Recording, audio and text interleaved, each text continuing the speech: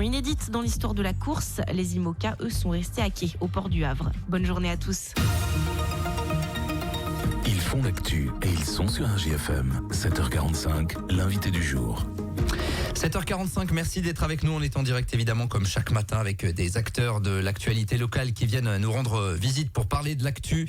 Il y a quelques jours la semaine mondiale de sensibilisation au deuil périnatal. Le deuil périnatal, ça concerne les personnes qui ont perdu donc un enfant pendant la grossesse ou dans les jours suivants. À Montluçon, il y a une association qui vient en aide à ces parents. C'est l'association SPAMA, qui est une association nationale qui a donc une antenne localement et qui organisera une projection d'un film ce samedi à la MJC, également un groupe d'entraide en fin de mois. On va en parler ce matin avec nos deux invités en studio avec nous. Séverine Dumontet, tout d'abord, bonjour. Bonjour. Vous êtes maman témoin, animatrice, coordinatrice de l'association SPAMA, et puis Brigitte Berdugo, bonjour. Bonjour. Sage-femme au centre hospitalier de Montluçon. Vous faites le lien entre les soignants et l'association. Déjà, pour qu'on ait une définition claire de ce qu'est le deuil périnatal, ça concerne quoi exactement ? Alors, le deuil périnatal, ça intervient, c'est quand le décès du bébé arrive pendant la grossesse ou peu de temps après l'accouchement. Voilà pour le cadre exact. Et c'est vrai que si cette association existe, c'est qu'il n'y a peut-être pas de choses qui étaient mises en place pour les parents. C'est vrai que c'est un cas de figure un petit peu particulier. Alors, c'est le but de l'association justement de venir en aide. C'est complémentaire à ce qui est mis en place à l'hôpital, parce que les soignants sont formés. On est là pour entourer les parents quand ils sont avec nous au sein de la maternité ou en pédiatrie.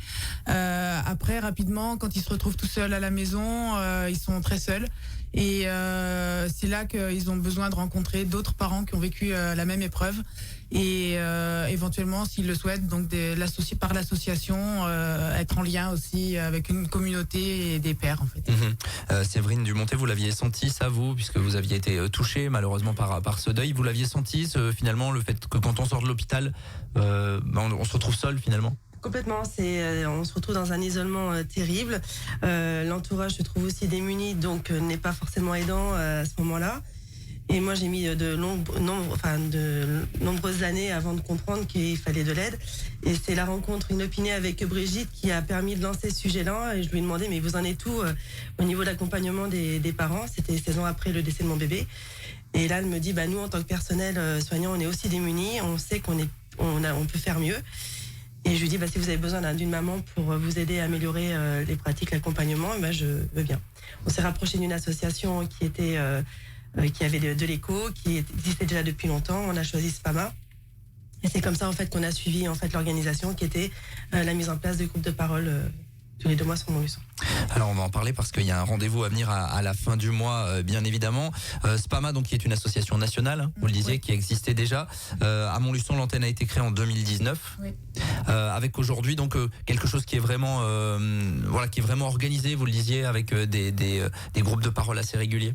C'est très structuré et c'est cadré aussi donc par SPAMA national. Et comme il y a la moitié des bénévoles qui sont professionnels, la moitié qui sont des parents, les parents donc ils sont tous formés, coordonnent et animent les groupes d'entraide, et les professionnels sont plus en train de faire des projets de service et en lien avec les maternités et les structures hospitalières. Et puis bien sûr que c'est des petites antennes, donc on travaille tous ensemble et puis on discute beaucoup, on fait beaucoup de retours et de partage d'expériences pour être vraiment en lien et qu'il n'y ait pas cette rupture entre ce qui se passe à l'hôpital et ce qui se passe par la suite, et puis des mamans qu'on revoit après à la maternité plusieurs années après, que plus ou moins on connaît et qui ont eu un parcours un petit peu plus réussi et plus doux surtout au retour chez elles et par la suite. Séverine Dumontet, ce qui est vraiment important, c'est le partage d'expérience. C'est ce qui vous a poussé, vous, à vous engager finalement, à dire il y a peut-être d'autres mamans qui sont dans ma situation et on peut s'entraider. C'est ça, exactement. En fait, la seule façon de pouvoir sortir de ça, c'est pouvoir partager en fait ces expériences et face à des personnes qui ont aussi vécu cette expérience-là, parce que quelqu'un qui n'a pas été endeuillé par la perte de son bébé ne peut pas comprendre. C'est impossible. Et c'est ce qui crée souvent une fracture entre l'entourage et les parents, parce qu'ils se sentent pas compris, donc ils s'isolent. Alors que là, tous les parents viennent soit seuls ou accompagnés, ça peut être les mamans seules ou les papas seuls, ou les couples viennent. Et en partageant leurs expériences, vraiment il y a un véritable apaisement. C'est-à-dire que quand ils parlent du groupe d'entraide, ils sont un peu plus, les valises sont un petit peu moins lourdes. Et puis aussi, il faut savoir que les groupes d'entraide ne sont pas tout le temps tristes. Alors oui, bien sûr, il y a des larmes, mais aussi des rires. Il y a une ambiance cosy, chaleureuse. Il n'y a pas de personnel soignant dans les groupes d'entraide. Ouais, c'est vraiment les parents, quoi. C'est vraiment les parents. La personne qui m'accompagne dans l'animation des groupes, c'est Delphine Genini, qui est psychologue libérale sur Montluçon. Donc c'est vraiment bien cadré. Les parents sont en sécurité et en confiance dans nos groupes de parole. C'est important, évidemment. Vous le disiez, il y a parfois de l'incompréhension, c'est-à-dire que c'est un deuil qui est vécu différemment d'un deuil. Voilà, je ne sais pas comment je peux exprimer, mais un deuil qui arrive un petit peu plus tard, peut-être. C'est ça, en fait, l'incompréhension de la part de l'entourage, notamment. On ne pourra pas mesurer la grandeur de la douleur si l'enfant décède pendant la grossesse ou après ou 10 ans après. Il n'empêche que perdre un enfant, c'est quand même très particulier. C'est une partie de soi, en fait, qui est amputée avec laquelle il faut apprendre à vivre sans, et ça c'est terrible.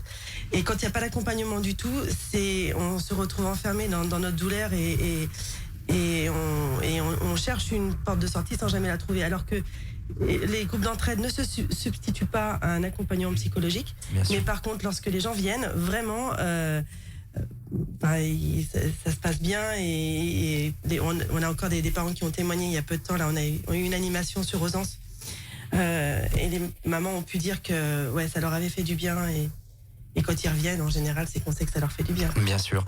Alors, s'il y a des personnes qui sont potentiellement intéressées, comment ça se passe tout simplement pour intégrer ces groupes? Comment on peut prendre des renseignements? Alors, l'intégration des groupes se fait toujours après avoir eu un entretien individuel avec moi. Il faut que j'évalue un petit peu où en est la personne, savoir si ça va coller avec le groupe, pour faire connaissance aussi, mettre en confiance, bien expliquer un petit peu comment ça va se dérouler. Et puis si effectivement la personne rentre à sa place dans le groupe, on l'intègre. L'adhésion, il n'y a pas d'adhésion, il n'y a pas d'engagement financier, il n'y a pas d'engagement contractuel.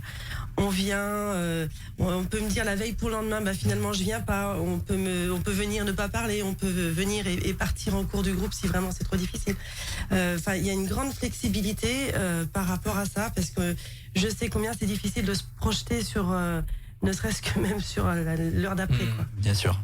On peut donner un numéro de téléphone ou des coordonnées en tout cas pour les personnes potentiellement. Donc l'entretien se fera avec moi, donc au 06 51 65 55 39. Et puis vous avez aussi beaucoup d'informations sur le site internet SPAMA National, où vous avez une ligne d'écoute, vous avez un forum de parents qui est mis à disposition et qui est une première étape pour tester un peu l'environnement de SPAMA. En tout cas, important de savoir que ça existe à Montluçon et que ça fait ses preuves, puisque vous le disiez, les gens reviennent et il y a un vrai support, un vrai accompagnement. Parlez donc de cette projection de film qui a lieu à la MJC de Montluçon samedi. C'est dans le cadre de la semaine mondiale de sensibilisation au deuil périnatal qui a eu lieu il y a quelques jours. Expliquez-nous un petit peu ce que ça va être. 14h30 à la MJC, c'est ça, en partenariat avec la CAF notamment? Oui, en partenariat avec la CAF, avec le conseil départemental et la MSA. Et la MJC bien sûr, puisqu'ils nous accueillent et qu'ils assurent la projection. Donc c'est un beau projet qui traite un très beau film, très sensible, émouvant et plein d'espoir, et qui peut être une belle ressource pour toutes les personnes confrontées au deuil, pas seulement dans le cadre vraiment périnatal ou disons d'un enfant, parce que il y a en fait une belle quête de rencontres humaines de personnes qui traversent le deuil, et c'est un film entre le documentaire et vraiment le film, et il y a des beaux témoignages de philosophes, de soignants, de personnes très inspirées, qui sont vraiment réconfortants pour aussi tout un chacun qui aurait envie d'être un petit peu apaisé ou d'avoir un petit peu de réconfort suite à un deuil. On est dans une période où on réfléchit un petit peu à tout ça et on repense aux absents. Donc c'est vraiment très ouvert comme public en fait. Oui. J'ajouterais que c'est aussi très bénéfique pour l'entourage. Oui. Parce que l'entourage est en souffrance aussi souvent quand leur propre enfant subit le deuil de leur enfant. Bien sûr. Donc j'invite l'entourage à venir, même ceux qui ne sont pas confrontés, même par curiosité. Ce film, il est doux, il est facile à regarder, il n'est pas pompeux. Voilà. Et n'hésitez pas à proposer aux parents qui ont perdu un bébé ou un enfant ou à n'importe quel moment de sa vie de lui proposer d'aller voir ce film-là. Et Je choisis de vivre, ça s'appelle comme ça, le film, le film qui a donc un nom déjà très évocateur. Samedi 14h30 à la MJC de Montluçon, c'est entrée libre, il faut s'inscrire? Non. Gratuit. Vous pouvez nous contacter si vous voulez plus de renseignements. Le titre Je choisis de vivre, en fait, c'est Je choisis de survivre au décès de mon enfant et de continuer à vivre, continuer le chemin avec l'absence. Et on rappelle qu'il y aura également un groupe d'entraide autour d'un café pour les parents endeuillés ce samedi 25 novembre. Samedi 25 novembre, je le précise, de 10h à midi à Montluçon. Ça se fait vraiment dans un cadre en plus plutôt sympa, vous le disiez. Alors j'insiste quand même, ça se passera forcément dans un café parce que l'association tient à ce que les parents brisent l'isolement en remettant un pied dans la vie normale. Mais c'est un café qui nous réserve un espace cosy dans lequel on a l'habitude d'aller et ça se passe bien. Voilà, samedi 25 novembre, et pour s'inscrire, pour dialoguer, pour échanger autour de tout cela, le numéro de téléphone, je le redonne, 06 51 65 55 39. Il faut le savoir, à Montluçon, donc les bénévoles de l'association Spama se mobilisent pour parler du deuil périnatal et pour accompagner les victimes. Merci à toutes les deux d'être passées à notre micro. On rappelle ce rendez-vous à la MJC ce samedi 14h30 avec la projection de ce film. Et on va vous partager également toutes les coordonnées utiles via notre site internet. 7h57. On revient pour l'info locale dans 5 minutes. À tout de suite. Tous les matins, 7h45, l'invité du jour en direct sur RJFM. Retrouvez l'invité du jour en podcast sur rjfm.net et l'appli RJFM, mais aussi en replay vidéo sur YouTube et Facebook. RJFM.